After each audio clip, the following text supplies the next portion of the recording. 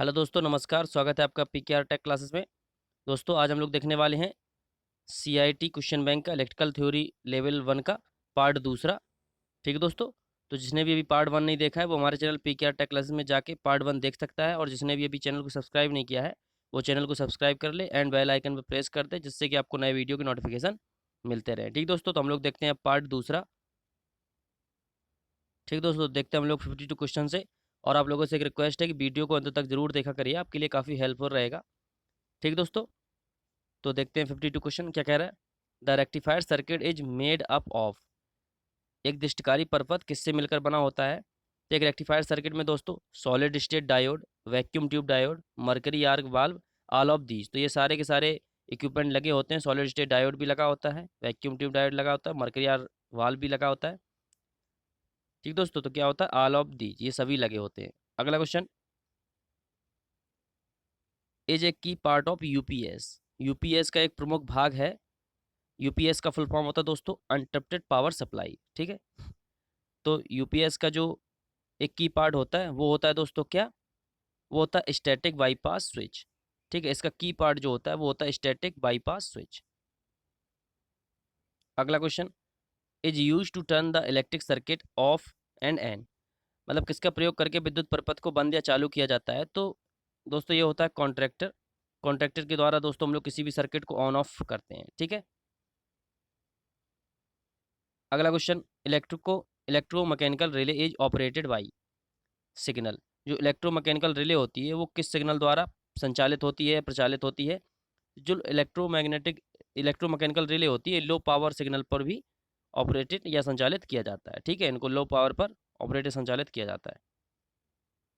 अगला question, which of the following is use to mount the MCB in the control panel without the screw.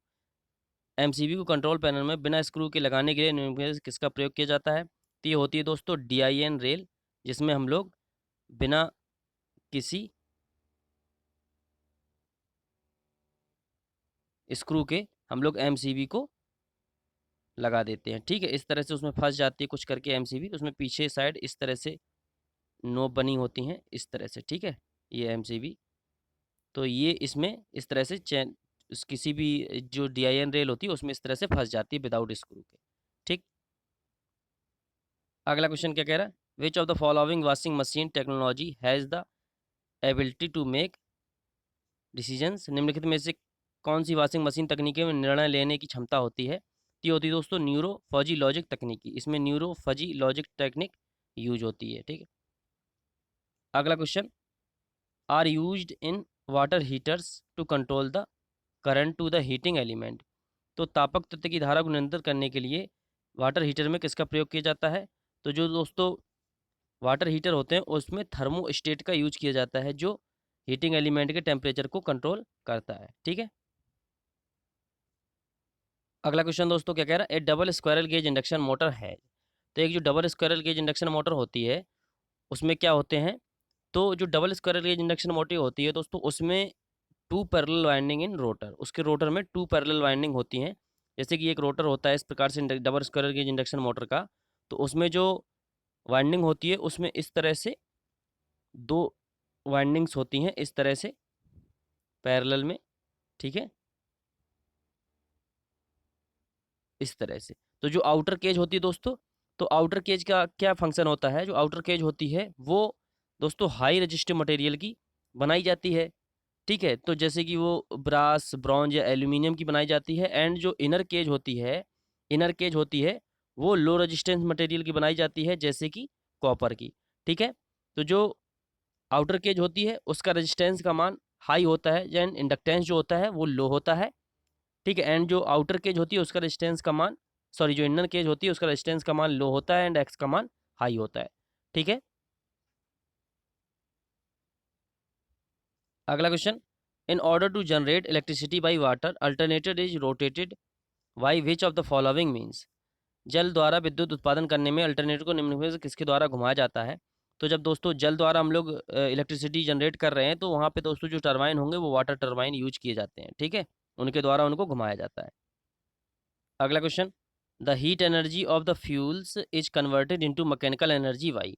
तो ईंधन की जो ऊष्म ऊर्जा होती है या उष्ण ऊर्जा होती है उसको किसके द्वारा यांत्रिक ऊर्जा में परिवर्तित किया जाता है? तो ये होते हैं दोस्तों स्टीम जो टरबाइन होते हैं, स्टीम टरबाइन के द्वारा हीट एनर्जी को हम लोग मैकेनिकल एनर्जी में कन्वर्ट करते हैं। ठीक है।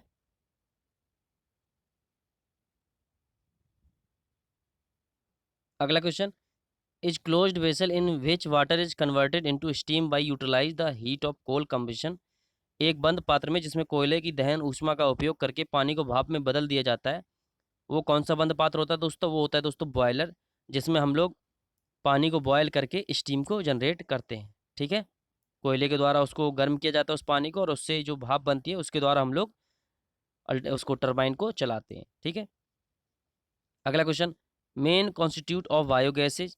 तो बायोगैस का मुख्य घटक क्या है दोस्तों? तो मुख्य घटक होता है बायोगैस का मीथेन। अगला question, which of the following is a gaseous fuel. निम्नलिखित में से कौन सा एक गैसीय ईंधन है? तो गैसीय ईंधन क्या होता है? Natural gas and producer gas. तो ये दोनों के दोनों गैसीय ईंधन है। अगला question, the combined transmission and distribution network is known as. Transmission and distribution network जिसमें संयुक्त होता है तो उसे हम लोग दोस्तों क्या कहते हैं? वो कहलाता है दोस्तों पावर ग्रिड। ठीक है। ग्रिड सिस्टम में जहाँ पर ट्रांसमिशन एंड डिस्ट्रीब्यूशन दोनों ही नेटवर्क होते हैं वो कंबाइंड होते हैं। ठीक है। अगला question, the distribution network and at consumer premises में have which of the following connection. वितरण नेटवर्क जो उपभोक्ता परिसर में समाप्त होता है उनमें से निम्नलिखित कौन सा कनेक्शन हो सकता है? तो डिस्ट्रीब्यूशन नेटवर्क का जब एंड होता है दोस्तों किसी भी कंज्यूमर टर्मिनल पर, तो दोस्तों वो सिंगल फेज, ठीक है, phase and neutral single phase ले सकता है कंज्यूमर। ठीक है, नॉर्मली लोड पर। एंड जो छोटे मोटे मतलब छोटा मोटा जैसे कोई अगर चक्के के चला रहा है या कोई मिल चला रहा है तो वो थ्री फेज भी ले सकता है कनेक्शन। तो वो डिस्ट्रीब्यूशन के एंड में कंज्यूमर ही कहलाता है छोटे मोटे उपभोक्ता में। तो वहाँ पे दोस्तों single phase and three phase, तो सिंगल या थ्री फेज इनमें से कोई भी सप्लाई जो कनेक्शन है वो ले सकता है। ठीक है, डिस्ट्रीब्यूशन एंड के नेटवर्क पर। अगला क्वेश्चन दोस्तों, विच of the following is the main component of an overhead line. तो ओवरहेड लाइन का मेन कंपोनेंट क्या होता है दोस्तों? तो conductor and support, insulator, cross arms, all of these. तो ये सारे के सारे जो कंपोनेंट हैं वो मेन कंपोनेंट होते हैं ओवरहेड लाइन के। ठीक है। अगला question, which one of the following fire extinguisher is suitable for the live electrical fire. विद्युत प्रवाहित तार के लिए कौन सा अग्निशामक उपयुक्त होता है? तो जब दोस्तों लाइव इलेक्ट्रिकल फायर लग जाती है किसी भी सर्किट में, जब करंट फ्लो हो रही है उस समय अगर किसी सर्किट में आग लग जाती है तो उस समय हम लोग दोस्तों हेलन प्रकार के जो अग्निशामक होते हैं उनका यूज करते हैं वहाँ की आग बुझाने के लिए। ठीक है दोस्तों। अगला question, which artificial respiration method is suitable for injured person when his mouth will not open. जब जख्मी व्यक्ति का मुंह नहीं खुल रहा हो तो उसको होश में लाने के लिए कौन सा कृत्रिम श्वसन विधि उपयुक्त है? तो उसके लिए दोस्तों हम लोग क्या करते हैं कि मुंह से नाक की कृत्रिम श्वसन विधि का उपयोग करते हैं, mouth to nose artificial respiration method. ठीक है। अगला question, what is the first action if your friend receives a heavy electric shock. यदि आपके मित्र को जबरदस्त इलेक्ट्रिक शॉक लगता है तो सबसे पहले आप क्या करना चाहिए आपको? तो सबसे पहले दोस्तों हम लोग क्या करना चाहिए कि जो स्विच है उसको सबसे पहले ऑफ कर देना चाहिए। Switch off the current immediately. ठीक है, तत्काल करंट स्विच ऑफ कर देना चाहिए जिससे कि जो करंट फ्लो हो रही है वो करंट फ्लो ना हो। ठीक है। ऐसा नहीं कि दोस्तों हम लोग जाके उसको खींचने लगेंगे, अगर वो शौक लग रहा है तो जाके उसको पकड़ के खींचने लगेंगे तो आपको भी शौक लग जाएगा। ठीक है। अगला question, which law states that in each close circuit the sum of all voltage drop are equal to zero. कौन सा नियम बताता है कि प्रत्येक बंद परपथ में सभी वोल्टेज ड्रॉप का योग शून्य के बराबर होता है? तो ये होता है दोस्तों किरचॉफ्स सेकंड लॉ, जिसे हम लोग बोलते हैं केवीएल, किरचॉफ्स वोल्टेज लॉ। ठीक है, ये स्टेट होता है कि किसी भी क्लोज सर्किट में जितने भी वोल्टेज ईएमएफ हैं एंड वोल्टेज ड्रॉप हैं उन सबका एल्जेब्रिक सम वो शून्य होता है। ठीक है, ये केवीएल होता है एंड सेकंड लॉ होता है। एंड फर्स्ट लॉ क्या होता है? वो होता है KCL, Kirchhoff's current law. Kirchhoff's current law क्या होता है कि किसी भी जंक्शन पर मिलने वाली सारी करंट का एल्जेब्रिक सम वो शून्य होता है, मतलब आने वाली करंट बराबर जाने वाली करंट। ठीक है दोस्तों, ये होता है केसीएल एंड ये फर्स्ट लॉ होता है। ठीक। अगला question, which one of the following is not a conductor. निम्नलिखित से कौन सा कंडक्टर नहीं है व चालक नहीं? तो ये पीबीसी होता है जो पॉलीविनाइल क्लोराइड है, ये एक चालक नहीं है, ये इंसुलेटर होता है। ठीक है। अगला question, when in secondary cell is supplying current to the load it is said to be. क्या कह रहा है अगला question? When a secondary cell is supplying current to the load is said to be. तो इसे दोस्तों हम लोग क्या कहते हैं, तो ये अवस्था कहलाती है डिस्चार्जिंग। जब डिस्चार्जिंग कंडीशन मतलब जब कोई सेल किसी लोड से जुड़ा हुआ है तो सेल की कंडीशन जो होती है वो डिस्चार्जिंग कंडीशन कहलाती है। अगला question, which material is applied to the terminal post of a lead acid battery to avoid corrosion. संक्षारण से बचाने के लिए लेड एसिड बैटरी के टर्मिनल पोस्ट पर कौन सा पदार्थ लगाया जाता है? ये होता है दोस्तों पेट्रोलियम जेली। इसको हम लोग जो टर्मिनल होते हैं बैटरी के उसमें लगा देते हैं तो उससे जो कोरोजन होता है वो नहीं होता है। ठीक है, अगला question, what is the effect on internal resistance of the cell if the cell is kept ideal for long time. Cell के आंतरिक प्रतिरोध पर क्या प्रभाव पड़ता है यदि सेल लंबे समय तक निष्क्रिय रहता है? अगर अधिक लंबे समय तक सेल निष्क्रिय रहेगा तो जो उसका इंटरनल रेजिस्टेंस होता है दोस्तों वो बढ़ जाता है। अगला question, the earth tester works on the principle of. जो अर्थ टेस्टर होता है वो दोस्तों किस सिद्धांत पर काम करता है? तो फॉल ऑफ पोटेंशियल मेथड पर अर्थ टेस्टर हम लोगों का काम करता है। ठीक है, अगला question, tree system of wiring is suitable for. तारों की वृक्ष प्रणाली किसके लिए उपयुक्त होती है दोस्तों? तो जो ट्री सिस्टम होता है ये मल्टी स्टोराइड बिल्डिंग या बहुत मंजिला इमारत होती है उसके लिए काफ़ी उपयुक्त होता है ट्री वायरिंग सिस्टम। अगला question, the size of the PVC conduit pipe in diameter to be preferred for domestic wiring. तो घरेलू वायरिंग के लिए पीवीसी कंड्यूट पाइप के व्यास का आकार कितना होना चाहिए लगभग? तो ये होता है दोस्तों 19 mm। अगला question, what will happen to the capacitance value if the area of the plates of the capacitor is reduced. अगर हम लोग प्लेट्स के एरिया का एरिया है जो कम क्या कर दें, रिड्यूस कर दें, कम कर दें, तो जो कैपेसिटेंस है उस पर क्या फ़र्क पड़ेगा? तो चूंकि सी बराबर हम लोग क्या जानते हैं, सी बराबर होता है epsilon naught epsilon r A by d. तो जो एरिया अगर हम लोग रिड्यूस कर देंगे, अगर एरिया को हम लोग रिड्यूस कर देंगे तो जो सी का मान है वो भी रिड्यूस हो जाएगा। तो क्या हो जाएगा? कैपेसिटेंस वैल्यू रिड्यूस, धारिता का मान घट जाएगा। अगला question, in a three phase system three phase voltage are displaced by an angle of. जो थ्री फेज सिस्टम होता है उसमें जो वोल्टेज होता है वो किस एंगल पर डिस्प्लेड होता है? तो आर वाई बी, ये तीनों के बीच में जो फेज डिस्प्लेसमेंट होता है वो होता है दोस्तों 120 डिग्री। ठीक है, अगला question, as per BIS bureau of Indian standards 1293/1998 the AC single phase voltage rating is. तो सिंगल फेज वोल्टेज रेटिंग क्या होती है दोस्तों? BIS 1293/1998 के अनुसार तो ये होती है कितनी दोस्तों सिंगल फेज की रेटिंग? तो ये होती है लगभग 240 वोल्ट। ठीक है, 1293 और 1998 अनुसार 240 वोल्ट है, लेकिन इस समय दोस्तों जो वोल्टेज रेटिंग चल रही है वो 230 वोल्ट चल रही है। ठीक है, अगला question, in a three phase star connection the relation between line current IL and phase current I phase is. Three phase star connection में line current and phase current के बीच में संबंध होता है। तो स्टार कनेक्शन में दोस्तों क्या होता है, जो IL होती है वो I फेज के बराबर होती है एंड जो वोल्टेज होता है लाइन वोल्टेज वो √3 V फेज होता है। ठीक है, V फेज के √3 गुना होता है VL करंट स्टार कनेक्शन में। ठीक है, एंड डेल्टा कनेक्शन में क्या होता है दोस्तों? तो डेल्टा कनेक्शन में जो VL बराबर होता है V फेज के एंड जो लाइन करंट होती है वो √3 V फेज के होती है। ठीक है, तो इसमें ये सारे ऑप्शन दोस्तों गलत हैं, इसलिए जो स्टार कनेक्शन में होता है वो होता है IL बराबर I फेज के। ठीक है, अगला question, the formula of three phase power in delta system is.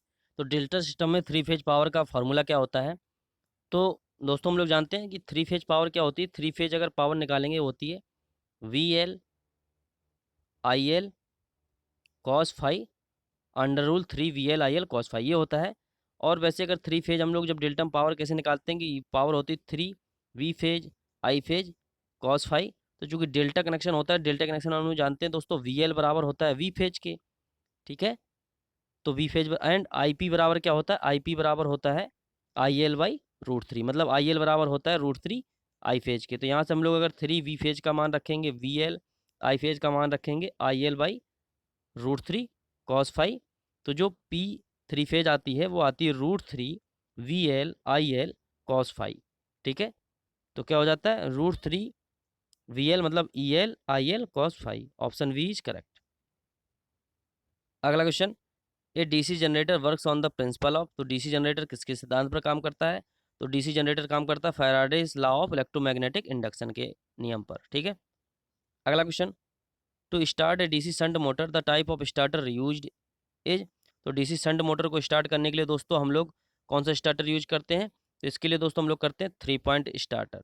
ठीक है, 3 पॉइंट स्टार्टर का यूज हम लोग डीसी शंट मोटर के लिए करते हैं। एंड जो 4 पॉइंट स्टार्टर होता है उसका इसका यूज हम लोग DC compound motor as well as DC shunt motor के, मतलब कंपाउंड एंड शंट दोनों में कर सकते हैं। एंड जो 2 पॉइंट स्टार्टर होता है इसको फेस प्लेस स्टार्टर भी बोलते हैं, तो इसका यूज हम लोग डीसी सीरीज मोटर को स्टार्ट करने के लिए करते हैं। ठीक है। अगला question, in a transformer the linkage of magnetic flux take place from, किसी भी ट्रांसफार्मर में जो चुंबकीय फ्लक्स होता है वो कैसे गुजरता है? तो जब कोई किसी भी ट्रांसफार्मर में जो ये प्राइमरी वाइंडिंग हो गई, ये सेकेंडरी, ठीक है, तो जब इसमें मैग्नेटिक फ्लक्स लिंक होता है तो वो जो मैग्नेटिक फ्लक्स होता है वो primary to secondary and secondary to primary, इस तरह से इसमें लिंक करता रहता है। ठीक है, तो क्या होगा? Primary to secondary and from secondary to primary. अगला question, the capacity of a star connected transformer as compare to a delta connected transformer will be, delta संयोजित ट्रांसफार्मर की तुलना में स्टार संयोजित ट्रांसफार्मर की जो इफिशियंसी होती है वो कितनी होती है? वो होती है दोस्तों 1/3, 1/3 टाइम्स। ठीक है, जो डेल्टा संयोजित की तुलना में स्टार संयोजित की जो ट्रांसफार्मर की इफिशियंसी होती है वो होती है 1/3 टाइम्स। अगला question, the efficiency of a transformer is at maximum value when the, तो ट्रांसफार्मर की जो इफिशियंसी होती है वो मैक्सिमम कब होती है? वो होती है दोस्तों जब copper loss is equal to होते हैं आयरन लॉस के। क्या होता है? Copper loss is equal to iron loss, तब जो ट्रांसफार्मर की इफिशियंसी होती है वो होती है मैक्सिमम। अगला question, which one of the following can be increase by using a step up transformer, तो जब स्टेप अप ट्रांसफार्मर में उपयोग द्वारा निम्न में से क्या बढ़ाया जा सकता है? तो स्टेप अप ट्रांसफार्मर होता क्या है? तो उस स्टेप अप किसे कहते हैं? जो लो वोल्टेज को हाई वोल्टेज में कन्वर्ट कर देता है। तो इसमें कौन सी क्वांटिटी होती है जो बढ़ती है? वो होता है दोस्तों वोल्टेज। ठीक है, वोल्टेज को वो हाई वोल्टेज से लो वोल्टेज में कन्वर्ट कर देता है। एंड जो करंट का रेशियो होता है वो हाई से लो हो जाता है। ठीक है, जो इक्वेशन क्या होती है? E2/E1 equal to N2/N1, and जो करंट के टर्म में होता है वो होता है I1/I2, इस तरह से। ठीक है। अगला question, when the primary and secondary voltage are derived from the same winding that transformer is called, जब प्राथमिक और द्वितीयक वोल्टेज एक ही वेस्टर्न से प्राप्त होता है तो ट्रांसफार्मर कैसे कौन कहलाता है? कौन सा ट्रांसफार्मर होता है? तो ये कहलाता है दोस्तों ऑटो ट्रांसफार्मर। जब एक ही ट्रांसफार्मर से सिंगल मतलब प्राइमरी एंड सेकेंडरी वाइंडिंग मिलती है हम लोगों को इस तरह से N1 N2, ठीक है, ये V1 एंड V2 इस तरह से, तो उसे हम लोग बोलते हैं ऑटो ट्रांसफार्मर। अगला क्वेश्चन दोस्तों क्या कह रहा है? Moving iron type instrument has, तो मूविंग आयरन टाइप इंस्ट्रूमेंट में क्या होता है? तो मूविंग आयरन टाइप इंस्ट्रूमेंट में ए नॉन लीनियर स्केल, इसमें जो स्केल होती है वो नॉन लीनियर होती है क्योंकि जो इसका डिफ्लेक्टिंग टॉर्क होता है, ठीक है, तो जो इसमें जो डिफ्लेक्टिंग टॉर्क निकल के आता है वो क्या होता है? इसका जो TD बराबर होता है दोस्तों I² sine theta plus phi into I cos theta plus phi, इस तरह से। तो जो T डिफ्लेक्टिंग निकल के आता है वो इन्वर्सली प्रोपोर्शनल I² के निकल के आता है, एक मान सकते हैं बकाया चीज़ को कांस्टेंट करके। एंड जो कंट्रोलिंग टॉर्क होता है TC वो थीटा के प्रोपोर्शनल होता है, जो थीटा निकल के आता है वो निकल के आता है I² के टर्म में। ठीक है, theta is proportional to I², तो इस तरह से जो इसका स्केल होता है वो होता है नॉन लीनियर स्केल। ठीक है। अगला question, which instrument is used for measuring the insulation resistance, तो इंसुलेशन प्रतिरोध को मापने के लिए किस यंत्र का उपयोग किया जाता है? तो ये होता है दोस्तों मैगर, मैगर का यूज किया जाता है इंसुलेशन रेजिस्टेंस मापने के लिए। ठीक है, ये मूविंग कॉइल टाइप का इंस्ट्रूमेंट होता है।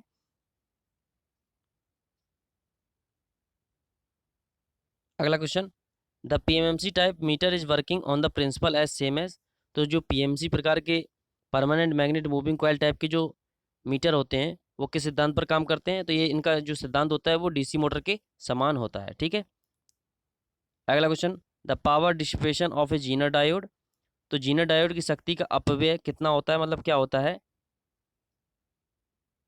तो क्या होता है जीना डायोड का एज मैक्सिमम है, load current is zero. Load current जब जीरो होगी तो इसका जो शक्ति अपव्यय होगा वो मैक्सिमम होगा, शून्य भार पर अधिकतम होता है। ठीक है, अगला question, in P type semiconductor the majority carriers are, जो पी टाइप सेमीकंडक्टर होता है उसमें जो मेजॉरिटी कैरियर्स होते हैं वो होते हैं पॉजिटिव आयंस, ठीक है, होल्स जिन्हें बोलते हैं। एंड जो एन टाइप सेमीकंडक्टर होता है उसमें दोस्तों जो मेजॉरिटी कैरियर्स होते हैं वो निगेट मतलब इलेक्ट्रॉन्स होते हैं। एंड जो पी टाइप होता है इसमें जो माइनॉरिटीज होते हैं वो होते हैं इलेक्ट्रॉन्स। ठीक है, अगला question, in diode terminology PIV stands for, diode terminology में जो पीआईवी स्टैंड्स होता है इसको दोस्तों हम लोग क्या बोलते हैं या क्या कहते हैं, इसका होता है पीक इनवर्स वोल्टेज। ठीक है, अगला क्वेश्चन क्या है, the primary function of the oscillator in a isolation amplifier is to, तो ऑसिलेटर एम्पलीफायर में ऑसिलेटर का प्राथमिक कार्य क्या होता है ऑसिलेशन एम्पलीफायर में? तो ये होता है दोस्तों convert DC to high frequency AC में कन्वर्ट करता है ऑसिलेटर। ठीक है, अगला question, an S C R is, S C R क्या होता है? तो एस सी आर एक फोर लेयर, ठीक है, P N four layer and three terminal device होती है क्या? ठीक दोस्तों, एनोड, कैथोड एंड गेट, इस तरह से, एंड थ्री जंक्शन होते हैं इसमें। ठीक, तो ये four layer and three terminal device होती है। ठीक है, एंड ये जो होती है ये करंट कंट्रोल डिवाइस होती है। ठीक, अगला question, the equivalent decimal number of the binary number, binary number दिया है 0101, बेस दिया है कितना 2, तो इसको हमको डेसिमल में निकालना है। तो डेसिमल में निकालने के लिए दोस्तों हम लोग क्या करते हैं, तो बाइनरी बनाने के लिए सबसे पहले हम लोग इसमें करते हैं क्या, जो भी ये क्वांटिटी दी है गिन लेते कितने हैं, 1 2 3 4 दिए हैं, तो इनटू करके, एंड बेस 2 है तो 2 में भाग उतनी चढ़ाते हैं, एक कम करके, जो 4 अंक दिए हैं बाइनरी में, तो इसमें घात कितनी हो जाएगी, कितनी हो जाएगी 3। इस तरह से स्टार्ट करते हैं, एंड इसके बाद प्लस 1 इंटू, अब कितने अंक बचे इसके लास्ट में 2, तो 2 की पावर 2, प्लस इसका 0 इंटू 2 की पावर कितना हो जाएगा दोस्तों 1, एंड प्लस 1 बचा, 1 इंटू 2 की पावर कितनी हो जाएगी, अब कितना बचा 0, तो कुछ नहीं बचेगा। अब इसको जब हम लोग सॉल्व करेंगे तो क्या हो जाएगा, ये 0 में कितना भी आएगा तो ये हो जाएगा 0, प्लस यहाँ आ जाएगा 4, प्लस ये भी 0 हो जाएगा, प्लस एंड ये जो 2 की पावर 0 है इसका मान 1 होगा तो 1 हो जाएगा, तो कितना बचेगा, तो यहाँ बचेगा 4 + 1 = 5। ठीक है, तो जो ये आएगा डेसिमल नंबर वो हो जाएगा 5। ठीक है, डेसिमल नंबर जो आएगा वो आएगा 5। अगला question, in hexadecimal number system the letter D represents the decimal number, hexadecimal संख्या प्रणाली में जो अक्षर डी है वो किसको प्रतिनिधित्व करता है? तो इसमें जो होता है दोस्तों 1 2 3 4 5 6 7 8 एंड 9 तक जो संख्या चलती है, इसके बाद जो संख्या 10 होती है उसको हम लोग ए से रिप्रेजेंट करते हैं, एंड 11 को बी से, एंड 12 को सी से, एंड 13 को कितने से, ए बी सी डी से। तो यहाँ पे क्या हो जाएगा, जो डी रिप्रेजेंट करेगा वो करेगा किसको, 13 को। ठीक है, ठीक है, एंड डी 13 को करता है, तो and A B C D E जो होता है वो 14 को करता है, एंड एफ जो होता है वो 15 को करता है। ठीक है, तो 15 अंक तक हम लोग हेक्साडेसिमल, सॉरी, जी को 16, ठीक है, हेक्साडेसिमल को हम लोग 16 अंक तक रिप्रेजेंट करते हैं। अगला क्वेश्चन एंड लास्ट क्वेश्चन इस पार्ट का, the following truth table represent, निम्नलिखित सत्य सारणी किसे दर्शाती है? तो किस गेट को दर्शाती है दोस्तों, यहाँ देखेंगे क्या कह रहा है, A and A zero, zero and zero जो इनपुट है उसमें हमें आउटपुट 0 मिलता है, एंड 0 1 पर हमें आउटपुट 1 मिलता है, एंड 1 0 पर आउटपुट 1, एंड 1 1 पर आउटपुट 0 मिलता है। तो ये किस गेट पे होता है दोस्तों, तो ये होता है एक्स और गेट में। तो जो एक्स और गेट का लॉजिक का जो सिंबल होता है वो इस तरह से होता है। ठीक है, इस तरह से, इसमें 2 इनपुट होते हैं एंड एक आउटपुट। वाई, तो जब हम लोग इसकी, और जो इसकी बूलियन एक्सप्रेशन होती है वो होती है वाई बराबर क्या होती है, ए एक्स और वी। तो इसको हम लोग किस तरह से लिखते हैं, A B bar plus A bar B. तो जब हम लोग इसको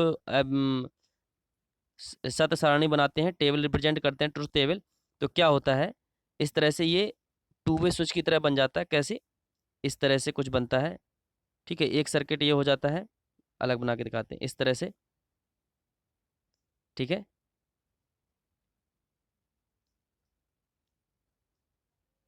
इस तरह से जब हम लोग इसको बनाते हैं तो ये इधर, ठीक है, इस तरह से ये बन जाता है, ठीक है। यहाँ पे ये इस तरह से बनता है, तो एक ये हो जाता है एंड एक ये हो जाता है, ठीक है। तो क्या होता है, जब दोनों सर्किट को हम लोग लो कर देते हैं, जब दोनों सिग्नल को लो कर देते हैं, दोनों सिग्नल ओपन कर देते हैं, तो जो हमारा आउटपुट है वो भी हमें लो मिलता है। तो इस लॉजिक गेट में क्या होता है, जब हमें एक सिग्नल हाई मिलेगा तो हम लोगों को जो आउटपुट है वो हाई मिलती है, ठीक है। इस तरह से ये होता है एक्सऑर गेट। ठीक दोस्तों, तो ये था हमारा question bank CIT electrical theory level 1 का पार्ट दूसरा, ठीक है। तो जिसे भी हमारा वीडियो पसंद आता है वो हमारे चैनल PKR टेक क्लासेस को सब्सक्राइब करे, लाइक एंड शेयर करे, ठीक है। और जिसने पार्ट 1 नहीं देखा है तो वो चैनल पे जाके पार्ट 1 देख सकता है, और जिसने सब्सक्राइब नहीं किया वो चैनल को सब्सक्राइब कर ले एंड बेल आइकन को प्रेस कर दे, जिससे कि नए वीडियो की नोटिफिकेशन मिलते रहे, ठीक है।